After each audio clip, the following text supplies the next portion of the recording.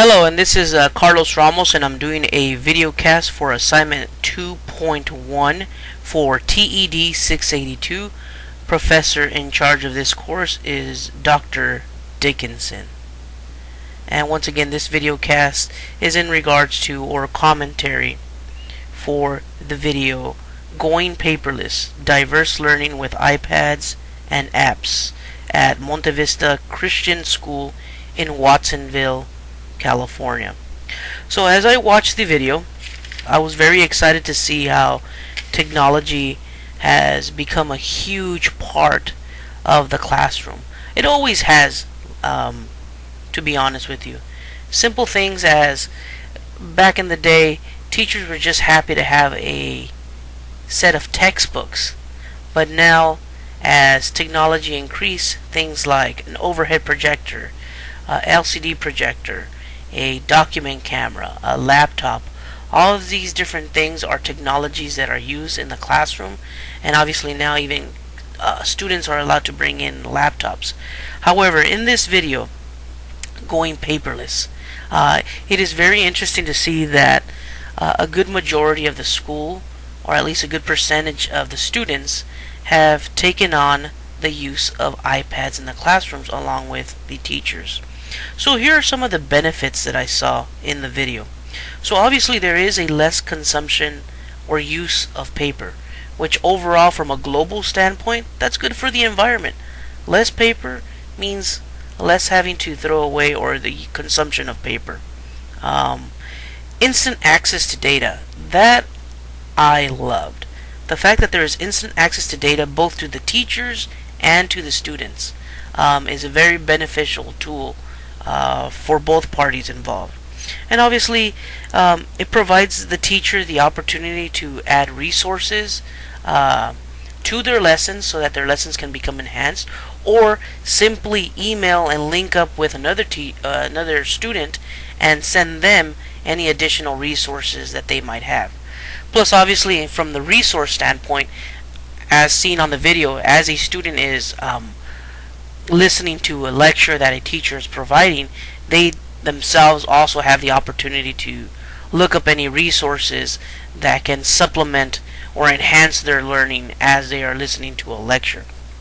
However, some of the challenges, as much as we want to integrate technology into our classrooms, I did see some challenges with the integration of iPads, or rather some challenges just in the video alone.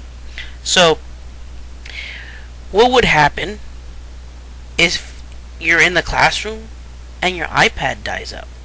Now obviously there are cords, and you can automatically charge it, but obviously that is a challenge. What to do when the iPads are not fully charged? Also, same thing with the batteries. For any of those of you who've had laptops or iPads or any mobile device, you know that the batteries are very expensive to replace. So that's something that needs to be taken into consideration. Plus also, what do you do when not everyone has access to this technology at the school? There was a very interesting part in the video where they mentioned that not everyone actually has access or has classrooms that has integrated iPads and technology. So obviously there's only a limited amount of students and teachers that are using this technology, and is that fair to the other students that do not have this? The fact that you obviously now have to take additional professional development time to teach both teachers, students, and parents on how to use the iPad is also a challenge, because unfortunately I would love to integrate this into my classroom, but I do work in a community where parent participation is always at an all-time low. So if you're going to try to integrate technology into the classroom and you want the parents involved, obviously you need a good percentage of parents to first attend a meeting before you can actually hand them over an iPad, as mentioned in the video. And then I think the biggest challenge for me is just the mere fact of what would it cost a school to actually have iPads or this form of technology hardware in their classrooms. The cost to replace one is something that needs to be taken in consideration. At least if a book is lost, you can simply order it, and anywhere between $20 to $60, you have a brand new book. But the iPad itself, or any other hardware for that matter, it is very pricey. So that is obviously something that is a huge challenge or concern. Now, when it comes to from my own classroom and content that I teach, one way that I know and I wish I can integrate and utilize in my classroom is, for example, in my writing composition, we do a lot of short stories, both fiction and nonfiction. And I also provide students with many handouts,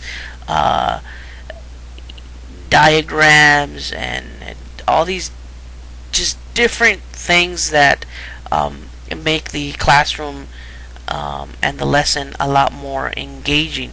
And unfortunately, these are all paper copies.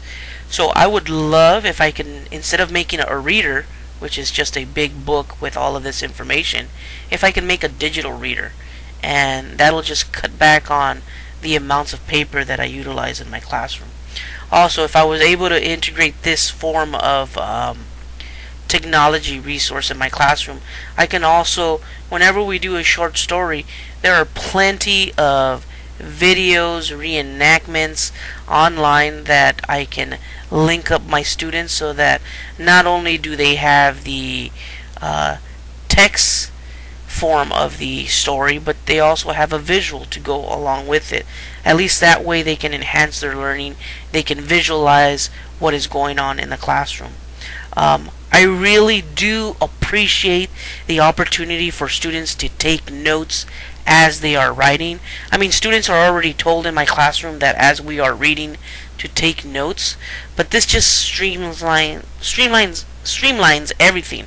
I'm sure there's even an app where students, as they are reading a certain page, they can just open a little sticky note and write down notes in regards to whatever we're reading or whatever they think is important. And also the fact that they can record a lecture. I know that many teachers are probably a little iffy on the fact that they might be recorded in class, but if it's a lecture, why not allow students to record your lecture? That way they have the ability to go over your lecture again while they are at home and take a lot more detailed notes. The one thing that that I believe is important for us to talk about, and this is just a question that I want to go ahead and stimulate discussion about, and it really has very little to do with just education, but more from a global standpoint. So let's say in a perfect world we all move towards a digital way of giving information and content to students. What will happen with the iPads that don't work anymore, the laptops that have finally broken down, all the CPU units that have become obsolete? We have now, and are now actually, coming into or becoming a society where no longer are we going to have to worry about paper waste, but rather e-waste, electronic waste. And electronic waste, if done properly, is beneficial, and there is probably no harm to the environment. But there are many materials used in this hardware in which it just can't be broken down. And so the question is, what do we do with the e-waste that this might produce. Thank you.